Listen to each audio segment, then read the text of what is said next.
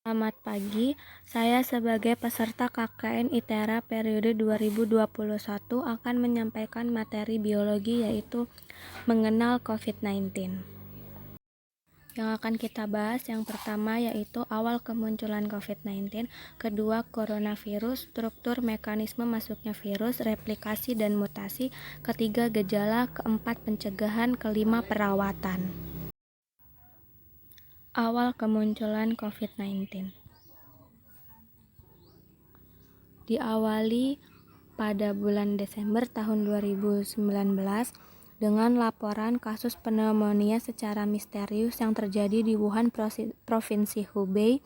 Kasus ini dikaitkan dengan pasar ikan yang terdapat di Wuhan, namun sumber penularannya masih belum diketahui. Hingga pada 18 Desember 2019, terdapat 5 pasien yang dirawat dengan status Acute Respiratory Distress Syndrome atau ARDS. Sejak kemunculannya pada bulan Desember hingga Januari, kasus ini terus mengalami peningkatan yang cukup pesat, ditandai dengan diterimanya sebanyak 44 kasus laporan.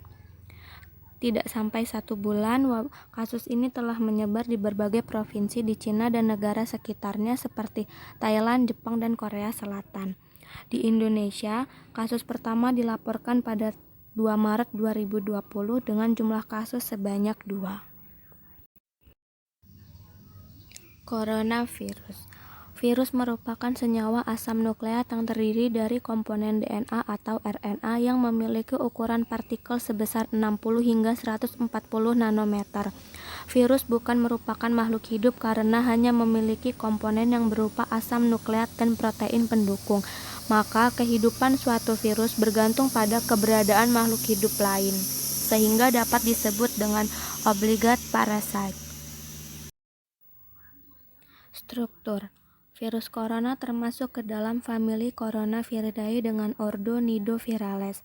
Corona memiliki arti mahkota dengan struktur berupa protein yang disebut dengan spike, terdapat pada bagian luar virus. Virus corona memiliki diameter sebesar 65 hingga 125 nanometer dan termasuk ke dalam virus RNA. Pada bagian terluar terdapat spike, kemudian membran protein, kemudian envelope, kemudian genom RNA, dan nukleoprotein. Mekanisme masuknya virus.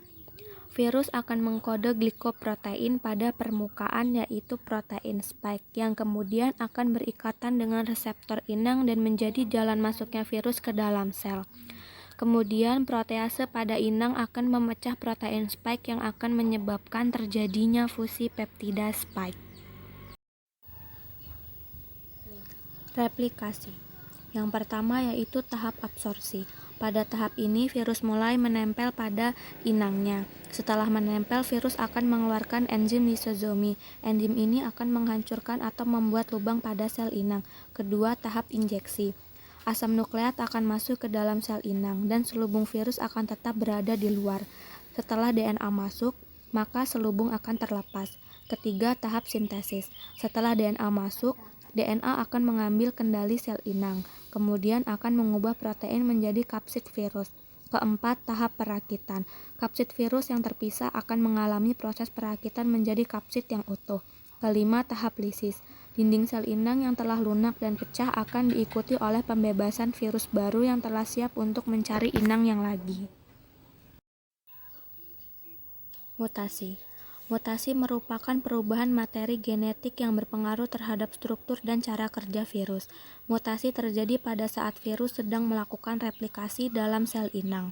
Virus corona merupakan jenis virus RNA dengan materi genetik berantai tunggal, maka virus ini mudah mengalami mutasi. Mutasi dilakukan virus untuk dapat bertahan hidup dalam sel inang. Mutasi dapat ditemukan pada bagian spike virus, yaitu pada protein yang membentuk mahkota virus corona. Pada awal kemunculannya, virus corona memiliki mahkota dengan kode D614 yang kemudian bermutasi menjadi G614. Gejala COVID-19. Gejala akan muncul rata-rata 5-6 hari setelah terinfeksi. Namun pada beberapa kasus gejala muncul setelah 14 hari dari infeksi. Gejala umum atau gejala ringan yaitu demam, batuk kering, dan kelelahan. Kemudian, gejala sedikit tidak umum, rasa tidak nyaman dan nyeri, nyeri tenggorokan, diare, kurangnya kemampuan indera perasa dan indera penciuman, mata menjadi merah, sakit kepala, dan ruam kulit terkhusus pada kulit jari tangan dan jari kaki. Kemudian gejala serius atau gejala berat yaitu kesulitan bernafas atau sesak nafas, nyeri pada dada, dan berkurangnya kemampuan berbicara dan bergerak. Pencegahan. Pencegahan dapat dilakukan dengan beberapa cara, yaitu yang pertama, menjaga jarak. Menjaga jarak saat berada di dalam ruangan dengan minimal jarak 1 meter. Kemudian menggunakan masker. Membersihkan tangan sebelum menggunakan masker dan sebelum melepas masker. Memastikan masker menutupi hidung, mulut, dan dagu. Meningkatkan jumlah ventilasi pada ruangan. Kemudian menjaga kebersihan dengan cara rajin mencuci tangan secara teratur menggunakan antiseptik atau sabun. Menghindari menyentuh mata, hidung, dan mulut. Menutup mulut dan hidung saat batuk atau bersin menggunakan tisu atau siku.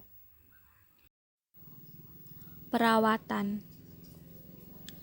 Perawatan yang pertama yaitu memantau gejala yang timbul, kemudian melakukan isolasi mandiri selama 14 hari pada ruangan yang memiliki ventilasi yang baik, membersihkan diri dan pakaian yang digunakan, menggunakan masker setiap saat dan rutin menggantinya, berjemur di bawah sinar matahari pagi, meminum obat, mencuci tangan secara teratur, memperbanyak minum dan makan makanan bergizi, istirahat yang cukup, dan menghubungi petugas medis.